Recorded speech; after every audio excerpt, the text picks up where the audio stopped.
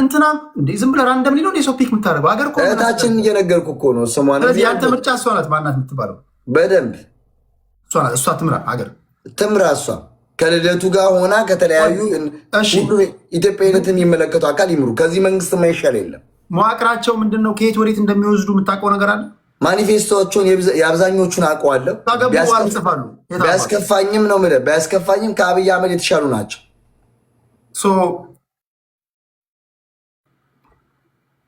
አገሪቷን ወዴት ዳይሬክሽን እንደሚወስዷት የምታውቀው ነገር አለ? የነገሩ ነገር አለ? ቴዲ እሳት አቃጥሎ ያውቃል።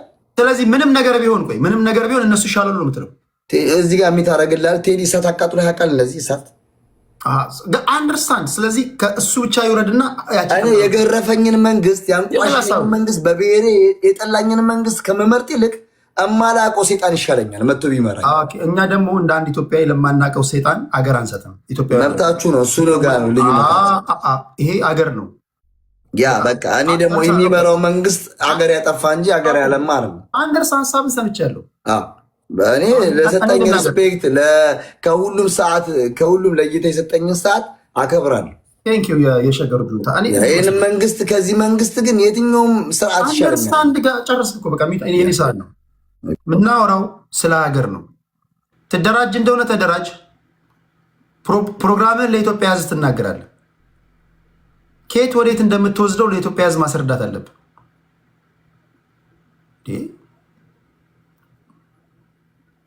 ቢያንስ አዲስ ሳይንስ እንኳን ስልጣን ላይ ብታስወጣው እችን ሀገር ወዴት ነው የምትወስዳት ብለህ ብጠይቀው ሊነግርህ ይችላል። የሆነ ነገር እኮ አያስፈልገንም። አዲስ ይምራኝ፣ ችግር የለውም፣ አይደብረኝም። ፖይንቱ ግን ምንድን ነው? ወደ ቁም ነገሩ ስንመጣ አዲስ አበባ ልጅ አንዴ ሚዩት አድርጉ ፕሊዝ። ቁም ነገሩ ምንድን ነው? ቢያንስ ትርጉም የሚሰጥ ፖለቲካ ማውራት አለብን። አሁን ባይናው ቢያንስ የሆነ ነገር ተምረናል። ከዚህ ቀደም የግርግር ነበር። አሁን እየበሰልን እያደግን፣ በፊት ሲያምታቱን ነበር። ጃንሆይን ለመጣል ያማልሉናል። ህዝባችን ወጣ፣ ጃንሆይን ጣለ። የሶስተኛ ክፍለ ጦር ሰዎች በቃ ሞከሩ። ወታደሮች መናጋቸው ላይ ወታደሮች ሞከሩ ከሶስተኛ ክፍለ ጦር መጥተው። ከዛ በኋላ ደርጎችን ጣሉ። እንደገና ወታደሮች ሞከሩ። አገር ቤተ ሙከራ አይደለም። ቅርጽ ይዘን አጀንዳ ጽፈን ፕሮግራምን አሳውቀ ቢያንስ እርፍ እንድንል ማለት ነው።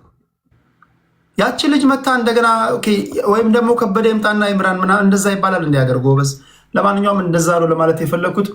ስላላወራችሁ የመጨረሻ ዙር ይሄ መረረም ዋጠም ተመቸም ሁላችሁም በሀገራችሁ ጉዳይ ላይ ሀሳብ እንሰጣለን።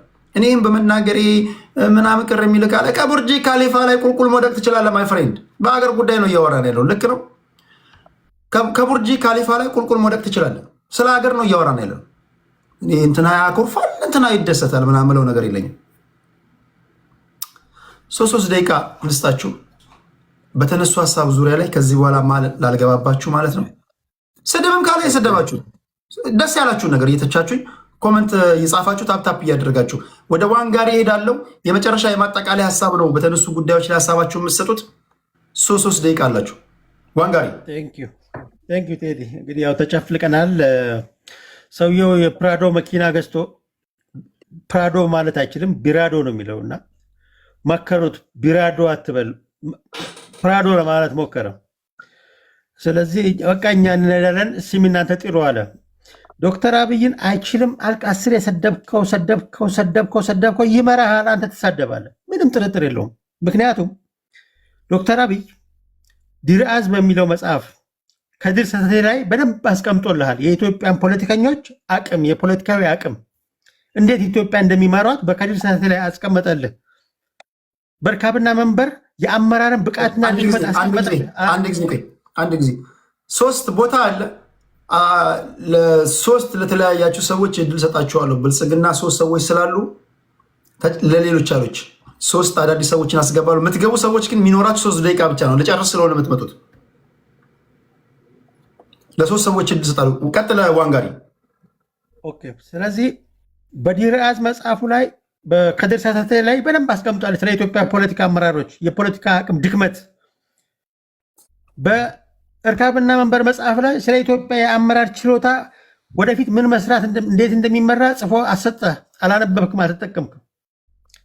ሁሉን ሁሉም ነገር መደመርን ጻፈልህ፣ መንገዱን አሳየህ፣ ትውልዱ ምን እንዴት መሆን እንዳለበት ጻፈልህ፣ የመደመር መንግስትን ባህሪ ጻፈልህ። በኢትዮጵያን ከመሩ መንግስታቶች እንዲህ አድርጎ አገሩን የመራ አንድ ሰው ጥራልኝ።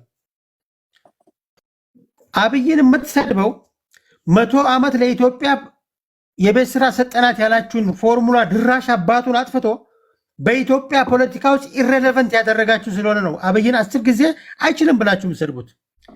አማራና ኦሮሞን አጣልቼ 100 ዓመት ኢትዮጵያን እገዛለሁ ብለህ ያስቀመጥከውን የፖለቲካ ስትራቴጂ አፈር ከድሜ አብርቶ ፖለቲካሊ ኢሬሌቨንት ያደረገ ራስ በቀረስከው ህገ መንግስት ኢሬሌቨንት ያደረገ ስለሆነ ነው። ኦሮማራ የሚለው ፈጥሮ ኢሬሌቨንት ስላደረገ ነው አብይን 10 ጊዜ የምትሰድበው። አብይን ልትንቀው ልትሰድበው ትችላለህ። እንድትሰድበው ምድል ሰጥተዋል። የአመራሩን ደረጃ ግን ሃይ ሌቭል አድርጎ ሰቅሎብሃል።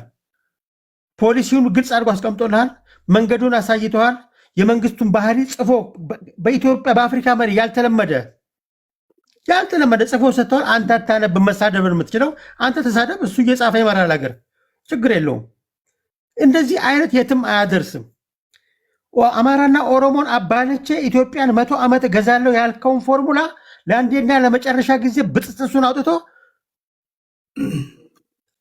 ከ4 ኪሎ 400 ኪሎ ሜትር አስቀምጠዋል። ራስ በቀረጽከው ህገ መንግስት፣ ራስ ባስቀመጥከው ፎርሙላ፣ ራስ ባልከው ቢላዋ ነው ጣትን የቆረጠው። አትችልም ከዚህ በኋላ 4 ኪሎ መምጣት። ራስ ባሰመርከው ጭንቅላት ካለህ በህሊና ከተሰራ ራስ ያረቀቅከው ህገ መንግስት ፖለቲካሊ ኢሬሌቨንት አያደርግም። አሁን ይህንን በልጦ ሲያሸንፍ ተቀበል አምነህ። ጠቅላይ ሚኒስትር እንደሚሆን ሰርቶ ፕሮግራም ጽፎ መጽሐፍ ጽፎ የመጣን ሰው አይችልም ብላ ተሳደባለህ። ተሳደብ፣ መብት ነው። ይሄ ግን ፖለቲካ አይደለም። በተጨባጭ የኢትዮጵያን ፕራክቲካል ፕሮብለም ፈቶ የሚያራምደውን ደግሞ ወደፊት የሚያስከደን መደመር ነው ብሎ ፖሊሲ ቀርጾ የመጣ አንድ የፖለቲካ አመራር አምጣልኝ። አንድ መሳደብ፣ መተቸት፣ ይሄ ፖለቲካ አይደለም፣ ዋልገነት ነው። ፖለቲካ ማለት አይዲያ ነው፣ ፖሊሲ ነው። ቴዲ አዋሳ እንደሚለው አይዲያ ነው፣ ፖሊሲ ነው። ፕሮግራምን አምጣ አሳየኝ። እሱ መደመራል። አንተ መቀነስ ብለና፣ ከፈለግ መባዛት ብለና፣ የፈለግከውን ፕሮግራም ይዘና።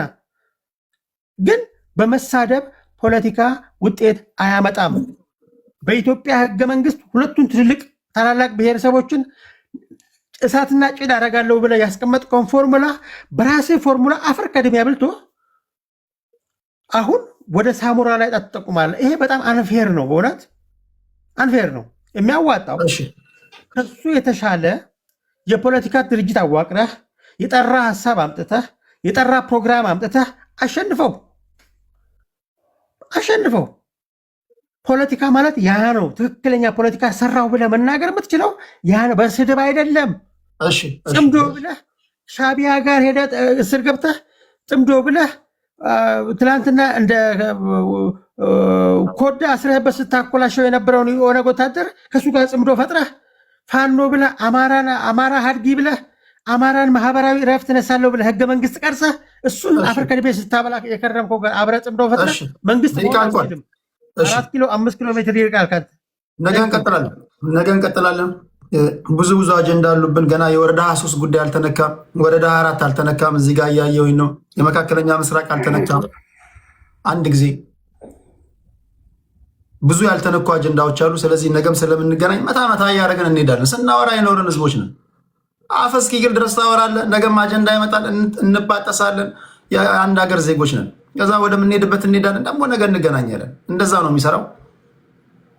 ሀብታም ነን ኢትዮጵያውያን ስለሆንን እኮ። አንዳንዶቹ እኮ እንደዚህ ጎራ ከፍቶ ለማውራትም እድል የላቸውም። እኛ እኮ እንደ አማራ፣ እንደ ኦሮሞ፣ እንደ ስልጤ፣ እንደ ቲፒኤልኤፍ ምናምን እናወራለን። የአንድ ሀገር ዜጎች ነን እና ለዚህ ራሱ ማጨብጨብ አለብን። ስለዚህ ምንድነው ማድረገው? ይሄ የመጨረሻ ዙር ስለሆነ ሰመሪ ነው የምትሰጡት። ከዛ ለነገ ግን ቀጠሮ እንይዛለን። ዋንጋሪን እናመሰግናለን። ወደ ኢሊ እንሄዳለን።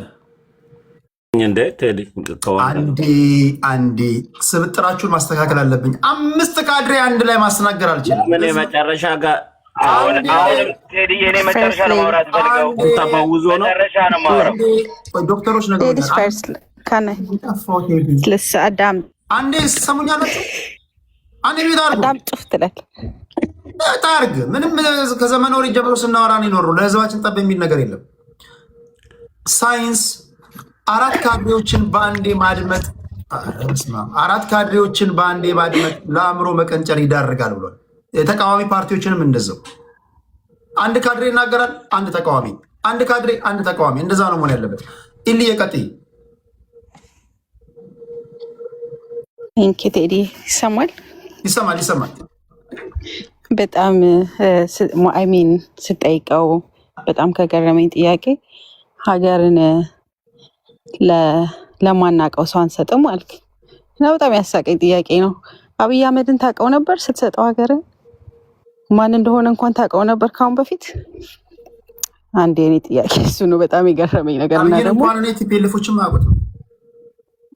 ታዲያ ሳታውቀው የሰጠውን ሀገር ለሌላው ሲሆን ኢህአዴግ ከውስጥ በመጣ ሰበት ከውጭ በመጣ ግፊት ነው።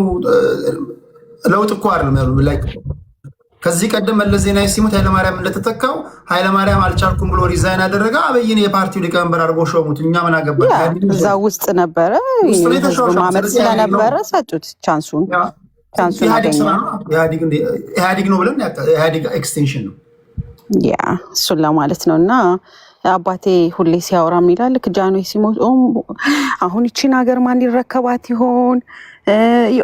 ደግሞ ደርግም ሲሆን ይቺን ሀገር ማን ሊረከባት ይሆን? እንደ ህዝብ ሲጀመር ይሄ አስተሳሰባቸው ራሱ በጣም የደከመ አስተሳሰብ ነው። ኦፖርቹኒቲ አለመስጠት፣ በቃ ዝፍዝፍ እንዲሉብን ራሳችን ላይ ጭንቅላታችን ላይ ልክ ሀገር በቃ እነሱ ብቻ ኮንትሮል እነሱ ካልመሯት የምትወድቅ የምትሞት ሀገር እንደዚህ አይነት ለሌላው እድል ላለመስጠት ይህ አስተሳሰብ በራሱ መቅረት አለበት። እኛም ይሄን ነው የምናስበው።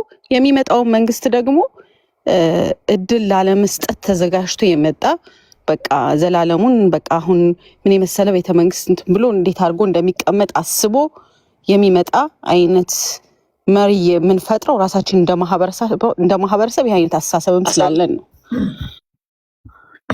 እና እሱንም የምለውና እድል መስጠት መቻል አለብን። ማን ሊመራት ይችላል ብለን ከምንጨነቅ ይልቅ ለምንድን ነው ይሄ ሁሉ ክፍተት ያለው? ልክ በሱ እጅ ሀገሪቱ እንደወደቀች በቃ እሱ ካልመራት የሆነ ይሄ አይነት አስተሳሰብ ማናቀው ሰው ማን እንደሆነ የማናቀው ሰው ነው መጥቶ ሀገሪቱን እየመራት ያለው። እና ከመጣም በኋላ ሲመጣ እንደውም እንደ አብይ እድለኛ መሪ እኔ አይቼ አላቅም። ሁሉም እያንዳንዳችን ኢትዮጵያዊ እጃችንን አጨብጭበን ኢትዮጵያ ሲል እውነት መስሎን ተቀብለነዋል። አዲስ አበባ ሲመጣ በቃ ሊሞትብን ነው እንዴ ብለን እስከ ማልቀስ ድረስ ምናምን ያን ቦምብ ሲፈነዳ ምናምን መስቀል አደባባይ ሄደን ያን ያህል በፍቅር የተቀበልነው እንደሱ በፍቅር የኢትዮጵያ ሕዝብ የተቀበለው መሪ የለም። ግን ኦፖርቹኒቲን አልተጠቀመበትም። ሂዝ ቨሪ ያንግ። ጥሩ የተሻለ አስተሳሰብ ይዞ መምጣት ይችል ነበር። ተመሳሳይ አስተሳሰብ፣ ተመሳሳይ ዙሪያ ጥምጥም በቃ ደሴም አይነት ነገር ሪፒት ከሚያደርግ የተሻለ አስተሳሰብ ይዞ መምጣት ይችል ነበረ። ሀገሪቱን ለተሻለ ነገር መቀየር ይችል ነበር። አልተጠቀመበትም። እድሉን አምልጦታል። በጣም የሚገርም ኦፖርቹኒቲ ነበር የነበረው። ይህን ነው ልንፈልገው።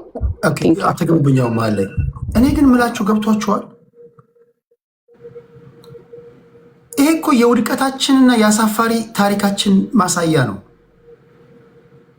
አሁን እናንተ አብይን ታውቀው ነበረ አላውቀውም ዘንድ አሳፋሪ ነገር ስላለ ነው። መንግስት እንደዚህ አይቀያየርም። ማታቂው ሰውዬ ራንደም ሰውዬ መጥቶ ሊመራ እንደሚችል እየነገራችሁኝ ነው። አብይ እንዲህ ስለሞከረ ከበደ የሚሞክር እንደዛ አይባልም። የሆነ ቦታ ላይ ማቆም አለበት። በአቦ ሰጠኛ አይደለም አገር የምንሰጠው። አብይ በደለን እያላችሁ አብይ በሄደበት መንገድም ከበደ ይምጣ አየለ ይመጣል። አብይ ስላለመሆኑ በምንድን ነው ማረጋገጫችሁ? እንደማታለቅሱ ፕሮግራም ጻፍ፣ ተደራጅ። ፖለቲካ እኮ ከኤ ተነስተ ወደ ዜድ ህዝቡን እንዴት እንደምትወስዶ ማሳየት ነው። ፀጉርን እየነጨ ትምህርት ቤት ደደብ ተማሪ እንደሚሞክረው ቅንድብን እየነጨ ቢ እንደያልክ እንደምጽፈው አይደለም ወይ አቦ ሰጠኝ አይደለም። የምናወራው ስለ ሀገር ነው። ስለ 130 ሚሊዮን ህዝብ ነው። 130 ሚሊዮን ህዝብ ለማስተዳደር የሚመጣ ሰው ከዚህ በኋላ ባለን ታሪካችን ተደራጅ በሀሳብ ላይ ዘን ፓርቲ ኤ ምንድን ነው ፖለቲካው ፕሮግራሙ? ፓርቲ ቢ ምንድን ነው? ፓርቲ ሲ ምንድን ነው? ኦኬ ታጣቂም ሁን። ሶሪ ቴዲ ሶሪ ጣልቃ ልገባ ኢንተራፕት ላደርግ ፈልጌ አንድ ጥያቄ ብቻ ጠይቄ ልውረድ። ይሄንን ኦፖርቹኒቲ ሰጥቷል ብለህ ታምናለህ? መንግስት የምንመርጠው እድል እንዲኖረን እንኳን ሰጠም አልሰጠም አንቺ ይህን መንግስት ተደራጅተሽ ትጥይዋለሽ በምትዩ መንገድ እኮ ኦኬ ስላልሰጠ እኮ ነው። አንዱ ኮዝ ነው እኮ ለመደራጀትሽ። በቃ የምትደራጁ ለዛ ነው። ይሄ መንግስት አፈነሽ። እሺ ይህን መንግስት ለመጣል ስትደራጂ ማነኝ ብለሽ ነው የምትደራጁ? ምንድነው ፕሮግራምሽ? በስሜት ከዚህም ከዛም እንጠራራለን። ከዛ የሆነ ነገር እንትንላለን። 4 ኪሎ እንገባለን። ከዛ በኋላ መያዣ መጨበጫ ይጠፋብናል። ድጋሚ ወደ ለቅሶ እንገባለን። እንደዛ መሆን የለብንም። ከኤ ተነስታችሁ ወደ ዜድ ህዝቡን እንዴት የሆነ ቦታ ላይ መቆም አለበት ነው የምልሽ እኮ። መለስ አናቀው ስለመጣ ሜዲካል ሳይንስ ተማሪ ነበረ፣ ሜዲሲን ተማሪ ነበረ። ቃስ ዩኒቨርሲቲ አቆመ።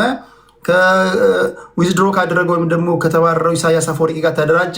ደርግን ለመጣል ጫካ ገቡ። ያልገመቱት ነገር በለስ በጃቸው ቀንትና ረዳቸው። ደርግን ጣሉ። ከዛ ደግሞ ደርግን ከጣሉ በኋላ ደግሞ እነሱን ደግሞ ለመጣል እንደዛ ነው መሆን ያለበት። የሆነ ቦታ ላይ መቆም አለበት። ታጣቂም ከሆንክ ማኒፌስቶ ሊኖር ይገባል።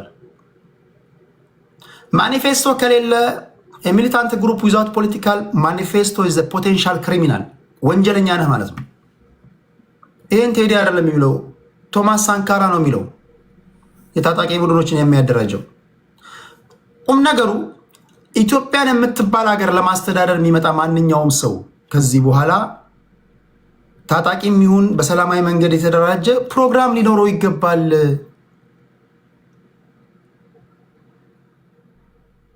ልክ ነው እኮ አይደል? ነግሬ እንደዛ ነው እያልኩ ያሉት ጋይስ። ኢሊን እናመሰግናለን። እስኪ ወደ መስፍን ፈይሳ ሮቢ እንሄዳለን። አንድ ደጋፊ፣ አንድ ተቃዋሚ፣ አንድ ደጋፊ፣ እንደዛ ነው ስብጥሩ። አሁን ደግሞ ተቃዋሚዎች በዝተዋል መሰለኝ። መስፍን ፈይሳ ሮቢ ወደ መድረኩ። እሺ ቴዲ፣ ይኸውልህ ቴዲ፣ አንተ በፊት ትናገር ነበረ ዶክተር አብይ ኪሎን ሳቁ ነው የሚገጥሙትና ቀላል ኪሎ ይመስላቸውና ንቀውት ይገቡና ማንገጫቸውን እየመታ ዳር ሲወረውራቸው በኋላ አይችልም ሰውየው ይላሉ። ዶክተር አብይ ፕሮፖዛል የሰራው ኢንሳ ውስጥ ሆኖ ነው አገር እንዴት እንደሚመራ የሰራው ገና ኢንሳን ሲመሰርት። አሁን አብረውት ያሉ እነ ዶክተር አብርሃም እነ ምክትል ጠቅላይ ሚኒስቴሩ እነ ወርቁ ጋቸና አሁን ቁልፍ ቦታ ያሉት እነ ሳንዱቃ የምታያቸው ያንግና በጣም ጥሩ ቦታ ላይ ያሉ ጠቅላይ ሚኒስቴሩ ኢንሳ ውስጥ ሲመራቸው የነበሩ ወጣቶች ናቸው። አሁን ኢትዮጵያ ላይ መሪ ሆኖ ያሉት። የዛሬ 20-30 ዓመት ጠቅላይ ሚኒስቴሩ ለጠቅላይ ሚኒስቴርነት ራሱን ሲያዘጋጅ ፕሮፖዛል ሰርቶ ነበረ። አሁን ኢምፕለመንት ነው እያደረገ ያለው። እነሱ ግን ይንቁታል። ኪሎውን ንቀውት ሪስሊንግ ውስጥ ይገቡና በዝረራ ከጣላቸው በኋላ አይቻለም ይላሉ። የወደቀ ሰው ታዲያ ይመርቃል እንዴ? አንተ በጥፊ ብለው የመታው ሰውዬ አይችልም ቢልህ እንዴት ነው አይችልም አለኝ ብለህ የምትናደደው? ብዙዎቻቸው በኢትዮጵያ ፖለቲካ ውስጥ ምን ተለመደ መሰለ ቴዲ? ባለፈ ሳምንት እኔ ከቴዲ አፍሮ ዘፈን ጠቅላይ ሚኒስቴሩ ውስጥ ያሉ የብልጽግና ካድሬ ውስጥ ያሉ አረሞች ያሰጉታል ስርዓቱን ብዬ ተናገርኩ። መስፍን ፈይሳ ብልጽግናን ከዳ ብሎ ቪዲዮ ሰሩ አንዳንድ ሰዎች። መንግስትን ደግፈ መንግስትን መውቀስ በቃ እንደ ተቃዋሚ ነው የሚቆጥሩና አልተለመደም። መቃወም፣ መደገፍ፣ መንግስትን ደግፎ መንግስትን መገሰጽ፣ ማረቅ ያልተለመደ የፖለቲካል ስልት ስለሆነ ከተቃወምክ ሙሉን በቃ ከነ ቆንጆ ነገሩ ትቃወማለህ፣ ከደገፍክም ሙሉን ከነ እድፉ ትቃወማለህ። እና ጠቅላይ ሚኒስቴሩ አገር መምራት ፕሮፖዛሉን ሰርቶ የጨረሰው ኢንሳ ውስጥ ሆኖ ነው። እንቅፋቶች ቢያጋጥሙትም ግን እዛ ውስጥ ያስቀመጣቸውን ፕላኖቹንና እቅዶቹን መንጋጭላቸውን እየገጨ እየተራመደ ነው። አይችልም ፓስተር ነው ሲሉት አምባገነን ነው ወደሚለው ቀየሩት። አሁንም እየተራመደ ነው።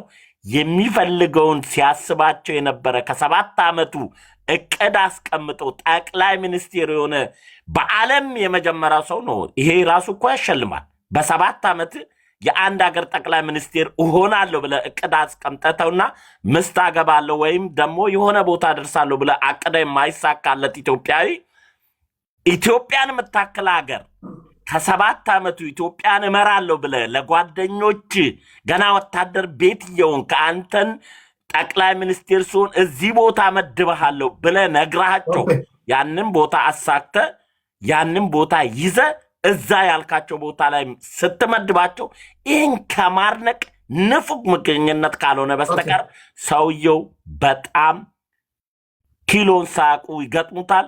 መንጋጭላውን እየመጣ ወደ ዳር ሲወረውራቸው ለቅሶ ያለቅሳሉ።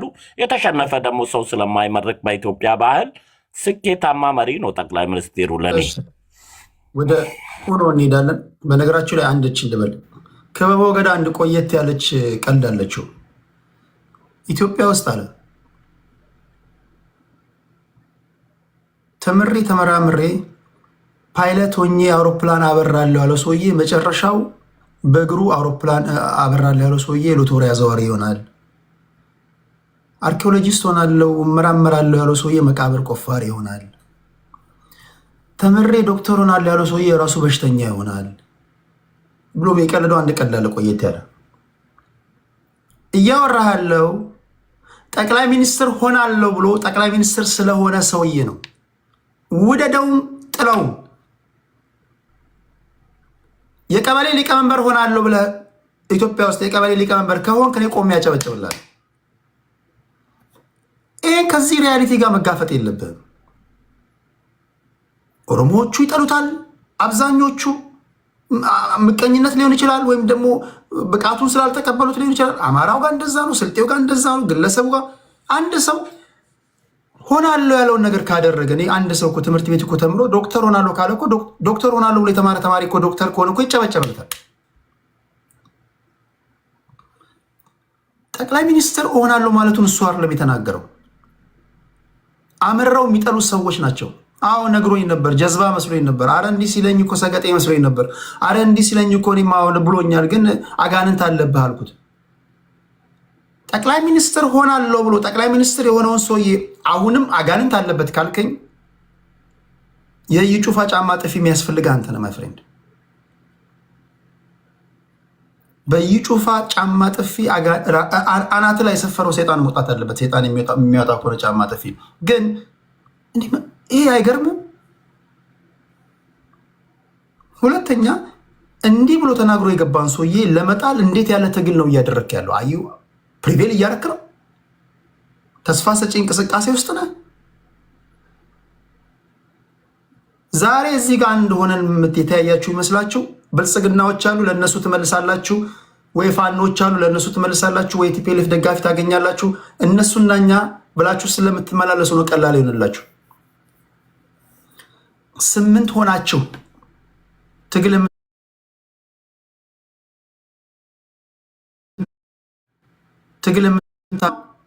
እስኪ ይሄው ተግባብተናል ብላችሁ ስትወያዩ አሳዩኝ። በራሳችሁ በምታደርጉት ትግል እንኳን 8ታችሁም የኦሮሞ ብሔርተኛ በለው የአማራ ብሔርተኛ በለው ትግራዋይ በለው ስልጤ በለው አትስማማም። የምትስማማው የጋራ ጠላት ካለ ነው። ወይ መከረኛው አዲስ ታይምስ ከሰዓት 8 ሰዓት ላይ ሰኞ ይገባልሃል። ከዛ እሱ የሰብአዊ መብት ተሟጋች ነው። እሱ ላይ ድንጋይ በመወርወር ዙሪያ ላይ ልትስማማ ትችላለህ። ወይ አማራ ውስጥ ይገባል፣ ወይ ኦሮሞ ውስጥ ይገባል፣ ሀይ ምናምን ይላል። አዲስ ታይምስን መሰረት አድርገህ የተደራጀት ልትመስል ትችላለህ። አዲስ ወጣ ሲል እርስ በርስ ትባላለህ። በተረፈ በምታደርገው ትግል እንኳን አትስማማም። ቅድም የሸገሩ ጁንታ አምልጡትን ቢሆን ተናግሮታል። እግዚአብሔር ያሳየችው ህዝብን ነፃ አወጣለሁ ብሎ የታጠቀ ኃይል ነፍጥ ያነሳ ኃይል ስለሚያደርገው ትግል እርስ በርሱ አይስማማም። ኤንድ ህዝቡ እንዲቀበለውና እንዲደግፈው ይጠብቃል። አንተ ባልተስማማበት ትግል ህዝብ ፋራ አይደለም እኮ። የኢትዮጵያ ህዝብን ባህሪ ማወቅም ያስፈልጋል። የኢትዮጵያ ህዝብ ፐርሱዌድ ካደረግከው፣ ካሳመንከው፣ ሀገሩን እንደምትጠብቅለት ከነገርከው የኢትዮጵያ ህዝብ ታንክ አቆመውም ድሮን አቆመው። ሰማይና ምድር ያልፋሉ እንጂ የኢትዮጵያ ህዝብ ሆ ብሎ ከተነሳ፣ አሁን ህዝቡ ሆ ብሎ እንዳይነሳ ያደረገው ሲያያችሁ እግዚኦ የምታስብሉ ናችሁ። እንኳን ለእናንተ ሊወጣ ማለት ነው። ስለዚህ ከበጣም መጥፎ ይሻላል ብሎም ሊሆን ይችላል ዝም ያለው። ስትታዩ አሁን እናንተ የምትደገፉ ናችሁ ወይስ እግዚኦ የምትባሉ ናችሁ? ይሄም ያስፈልጋል። ቅንጅት ሲባል ያ ህዝብ ሆ ብሎ ወጣ። ከዛ በኋላ ከቅንጅቶች የሆኑትን አይታል። ቢያንስ ለዛች ሞመንት ለምርጫ ኢህአዲግ ከአድዋ ውጪ 1997 ላይ እኔ ያሸነፈ አይመስለኝም። በዝረራ የተሸነፈው ነገር ግን ውስጣቸው በገባ አለመግባባት እንዲህ ነው እንዴ እንኳንም ሀገሬን አሳልፌ አልሰጠውም አሉ። ይሄን ነው ማወቅ ያለብን ለማለት ያለው። ከልብ አመሰግናለሁ። ኡኖ አማራ ወንድማችን ቴንክ ዩ ቴዲ። እየዘጋ ስለሆነ ያለችንን ደቂቃ በአግባቡ ለመጠቀም ሞክራለሁ። አብይ አህመድ ሀገሪቱን እያፈረሳት ነው እየገነባት ነው ብለህ ነበር ያነሳው መጀመሪያ ላይ። አብይ አህመድ ሀገሪቱን እያፈረሰ ብቻ ሳይሆን ገድሎ የመጨረሻ የመቅበር ሂደቱን ፌዙን የመጨረሻው ሂደት እያካሄደ ያለ ሰው ነው። ግንባታ ስንል በኢትዮጵያ ውስጥ የትኛው የልማት ስራ ነው የተከናወነው? የትኞቹ ዩኒቨርሲቲዎች፣ የትኞቹ ተቋማት ናቸው የተገነቡት? በዚህ 8 ዓመት ውስጥ በዚህ 8 ዓመት ውስጥ ስናይ የነበረው የህዝብ ለህዝብ እልቂት፣ በህዝብ ላይ የሚደረግ ጄኖሳይድ፣ ዋር ክራይም ነው ስናይ የነበረው በኢትዮጵያ ውስጥ። አብይ አህመድ በእኔ ዘመን አንድም ዩኒቨርሲቲ አይሰራም ያለ ግለሰብ ነው። ስለ የትኛዎቹ ተቋማት ነው የምናወራው? ስለ የትኛው እድገት ነው እያወራን ያለ ነው? ሀገረ መንግስት ግንባታ ሲካሄድ ሰዎች ይሞታሉ ተብሏል። ሰዎች ይሞቱት አትሊስት አንድ ሀገር ለምሳሌ ደርግን ልንወስድ እንችላለን። ላመኑበት ነገር ህዝቡን በመደዳ ፈጅተውታል። እነኚህ ሰዎች ግን ኢትዮጵያን ለማጽናት ብለው በራሳቸው እይታ ኢትዮጵያን ለማጽናት ብለው ያንን ነገር አድርገዋል። አብይ አህመድ ግን ያንን ነው እያደረገ ያለው። አብይ አህመድ በኢትዮጵያ መቃብር ላይ የኦሮሚያን ነፃነት ለማወጅ የሚታገል ሰው ነው። ለየትኛው አንድነትና ለየትኛው ሀገራዊ አንድነትና ለየትኛው የኢትዮጵያ የሆነውን አጀንዳ ነው በወለጋ ህዝባችን የሚፈናቀለው? በአጣዬ፣ በደራ፣ በተለያዩ አካባቢዎች ላይ ህዝባችን እልቂት የሚገጥመው። በትላንትናው ዕለት እንኳን ገበሬዎች ለፍተው የሰበሰቡትን እህላቸውን በመደዳ ሲያቃጥሉ ነው የነበሩት ሸዋ ላይ። ይሄ ኃይል ነው እንግዲህ ለሀገር አንድነት ለሀገር መጽናት ነው እየሰራ ያለው እየተባልን ያለ ነው። አብይ አህመድ አንድ ሀገር ላይ በጋራ እንድንኖር አትሊስት የጋራ የሆነ ትርክት ያስፈልገናል። ለእኔ ኢትዮጵያ የ3000 ዓመት ታሪክ ያላት ሀገር ከሆነች ለጀዋር መሐመድ የ100 ዓመት ታሪክ ያላት ሀገር ነች ኢትዮጵያ። እኔና እሱ መካከል ያለው ልዩነት መጥበብ መቻል አለበት። በኢትዮጵያ ላይ አትሊስት ተመሳሳይ የሆነ ዴፊኒሽን እንኳን ሊኖረን ይገባል በአንድ ሀገር ላይ ለመኖር። ያንን እንኳን መፍጠር አልቻለም። ይህንን ደግሞ በየቀኑ እየወጣ የሚያጠብ ግለሰብ ነው አብይ አህመድ። እኔ ከስልጣኔ በተባረርኩ ማግስት ወለጋና ጅማ ይዋጋሉ ብሎ በግልጽ የተናገረ ሰው ነው አብይ አህመድ ፓርላማ ላይ። አብይ አህመድ እኔ በተነካው ማግስት ገጀራና ሜንጫ ይዘው የአዲስ አበባን ህዝብ አንገቱን ይቆርጡታል፣ ከቡራዩ እየመጡ መንግስታችን ተነካ ብለው ይመጣሉ ብሎ የተናገረ ሰው ነው አብይ አህመድ። ስለዚህ ስለ የትኛው ኢትዮጵያዊ አጀንዳ ነው እያወራን ያለ ነው? ራሱ ሰውየው በራሱ ህዝቡን የሚያላይ ህዝቡን የሚበታትን ግለሰብ አይደለም ወይ? የህዝባችን በቱሪስት ማዕበል ተጨናንቃለች ለተባለው ቱሪስት የሚመጣው ፋሲል ግንብን ለማየት ወይም አክሱምን ለማየት አሊያም ላሊበላን ለማየት ነው። እንዳለ እነኚህ ቦታዎች በጦርነት እየታመሱ ያሉ አካባቢዎች ናቸው። ምንን ለማየት ነው ኢትዮጵያ ውስጥ የሚመጣው? የትኛውስ ቱሪስት ነው ከአሜሪካና ከዩኬ ወይም ከፍራንስ ኮሪደር ልማት ለማየት የሚመጣው? የአዳነች አበበችን ፓርኮች ለማየት የሚመጣው ወይንም የመንገድ ላይ መብራቶችን ለማየት የሚመጣው? ማንም ሰው ፋውንቴን ለማየት ወደ ኢትዮጵያ አይመጣም። በተለይ ከአሜሪካ፣ ከፍራንስ ወይም ከዩኬ ወይም ከተለያዩ አውሮፓ ሀገራት እና ከኤዥያ ጭምር። እነኚህ ሰዎች እኮ እያሉ ያሉት ሀገሪቷ በጦርነት የታመሰች ለቱሪስቶች ሀገራችን እየመጡ ነው፣ እንዲሁም በቢሊዮን ዶላሮችን ሁሉ አግኝተናል ነው እያሉ እየተናገሩ ያሉት። ሀገሪቷ ውስጥ የተሰሩት ሪዞርቶች እንኳን ለሰራተኞቻቸው ደሞዝ መክፈል የማይችሉ ሪዞርቶች ናቸው ያሉት። በመጨረሻ ግን የፋኖን ትግል አንድ ደቂቃ ስላልክ፣ በመጨረሻ ግን የፋኖን ትግል ለማንሳት ተሞክሯል። እስቲ እንደ ፋኖ ትግል በ3 ዓመት ውስጥ የፋኖ ትግል አቺቭ ያደረገው ነገር አለ? በ3 ዓመት ውስጥ የፋኖ ኃይል ያደራጀውን አቅም ያደራጀውን የሰራዊት ኃይል ያሰባሰብነውን አቅም ያህል ያሰባሰበ በ3 ዓመት ውስጥ አቺቭ ያደረገ ኃይል አምጡልና እናወዳድር። ያንን አይተን እንፈርዳለን። ፋኖ ላይ ከዜሮ ተነስተን ቲፒኤልኤፍ እኮ 27 ዓመት ሙሉ የሀገሪቱን ስልጣን ተቆናጣ ተቀምጣ ባሰበሰበችው ገንዘብ ባደራጀችው ኃይል ነው መታ ተዋግታ ተሸንፋ የተባረረችው። ፋኖ ግን ለ3 ዓመት ሙሉ አትሊስት ሰርቫይቭ ማድረጉ በራሱ ትልቅ ድል ነው ለፋኖ። እና ይሄ መታወቅ መቻል አለበት። ስናወዳድርም ጭምር ይህንን እያልን ማወዳደር መቻል አለብን፣ ኮንሲደር ማድረግ መቻል አለብን። ቴንክ ዩ ቴዲ። ቴንክ ዩ ነው አማራ። ወደ ሞጊልዳ እንሄዳለን። ሞጊልዳችን እስኪ ለብልበው። በሳቅ እኮ ልንሞት ነው፣ ልንፈርስ እኮ ነው። ቅድም እንዳሞት የቲፒኤልኤፍ ልጅ በጣም ደምስሩ ተገትሮ ይሄን ማየት የራስ ኩራት ነው የሚሰማኝ። በሆነ እንምል አንድ ወቅት ማነው ስታሊን ኢትዮጵያ ስትፈርስ በማየት ደስ ብሎኛል ይል ነበረ። እኔ ደግሞ ተራው ደርሶ የቲፒኤልኤፍ ልጆች ህዝብ አይደለም ያልኩት። አሁን ቲፒኤልኤፍ ስትል ወስዶ ትግራይ ህዝብ ላይ የሚልጥፉት የቲፒኤልኤፍ ደጋፊ ቲፒኤልኤፍ ደጋፊ ቲፒኤልኤፍ ምትል ችግር ፓርቲ ነው። እንደዚህ ደም ስራቸው ተገትሮ በማየት ፈጣሪን አመሰግናለሁ። ለማንኛውም ይኸውልህ ቅድም አብይ አህመድ አይረባም አይችልም ላለው አምና ከዓለማችን 11 መሪዎች አንዱ ነው። ጠንካራ መሪዎች መካከል ማነው? ቴዲ ታገዝቼ የሆነ መጽሔት አለ፣ ስሙን ረሳሁት። ከነ ፑቲን ከነ ኤርዶዋን ተሰልፎ 11ዱ መሪዎች በዓለማችን በተራ ቁጥር 11 የተቀመጠው 7ኛ ላይ አይ ቲንክ የተቀመጠው በተራ ቁጥር አይደለም። አንዱን ከአንዱን አላበላ 11 መሪዎች መካከል አንዱ አብይ አህመድ ነው። አንተ አያውቅም የምትለው ማን ነው? አንዳንድ ቪዲዮች አይታል። የቲፒኤልኤፍ ሰዎች እንደ በረከት ስምኦንን ጨምሮ አፋቸውን ይዞ እንዲህ ጉድ እያሉ የሚሰሙት የነበ አብይ አህመድ ነበረ። አብይ አህመድ አይታወቅም አትበሉ። አብይ አህመድ የሚታወቅ ሰው ነው። አብይ አህመድ ኢንሳን አቋቁሞ የመጣ የሚታወቅ ታዋቂ ሰው ነው አብይ አህመድ። እኔ ልንገር በጣም ነው እንደ ኩላሊቴን ሰጣለሁ አልለውም፣ አልሰጠውም። የራሴ ኩላሊት ነው። ለአብይ አህመድ አልሰጠውም ኩላሊቴን። ግን እሱ ሲመጣ አንገቴ ቀና ብሏል። እዚህ ሀገር ላይ ሰው ሀገር አረብ ሀገር ያለው ይመስለኝ ነበረ። ይሄን መንፈስ ከላይ ያነሳልኝ አብይ አህመድ ነው። ገብቷል። ስለዚህ አንተ እንደምትለው አይደለም አብይ አህመድ አንተ እንደምትለው ተራ ሰው ሳይሆን የዓለም የኖቤል ፒስ ፕራይስ ተሸላሚ ነው አብይ አህመድ። ካላወቅ 3 ዓመት 4 5 6 ዓመት 7 ዓመት ሆኗል። የዓለም የኖቤል ፒስ ፕራይስ ተሸላሚ ሲሆን ተራ ሰው ስለሆነ እኮ አይደለም። በዓለም ላይ የሚታይ ታንጀብል የሆነ ነገር ስለሰራ ነው የዓለም ፒስ ፕራይስ ኖቤል ተሸላሚ የሆነ አብይ አህመድ። ሌላው አብይ አህመድ ማለት የአንተው የቲፒኤልኤፍ አለቃ መለስ ዜናዊ የባህር በር ሸቀጥ ነው እንገዛዋለን ያለ ሰውዬ የባህር በር ዘንድሮ ሸቀጥ ነው። አይታለ ሆርሙዝ እንዴት እንዳደረገን አብይ አህመድ ይሄ ያስፈልገናል ብሎ ራዕይ ይዞ የመጣ መሪ ነው። ሊያሸክም ሞከረ። ሁሉም የደገፈው እና እንተዋወቃለን። እሺ ሁሉም አብይ አህመድ ወደ ስልጣን ሲመጣ ሁሉም ያጨበጨበለት የራሱ ማኒፌስቶ ሊጭንበት ፈልጎ ነበር። ኖ አለ። ኖ አይጫንም። ሀገራዊ ማኒፌስቶ ይዘን እንሄዳለን እንጂ የሆነ ኤትኒክስ ግሩፕ ላይ አይጭንብኝም አለ። ይሄ ነው ጥላቸው። ሌላ አብይ አህመድ በሚሊዮን ጨፍጭፏል የምትለው እንደ ግሪሳ የቲፒኤልኤፍ ወታደር ሲመጣ ሮዝ አበባ ይዞ አይጠብቅም። ቀጣይም ይሄ ይጠብቃል እንዳትረሳ። እንደ ግሪሳ አገር ለማፍረስ ስትመጣ ሮዝ አበባ አይሰጥም አባቴ፣ ግንባር ተብሎ ትመታለህ። ይሄ ነው። አመሰግናለሁ። እሺ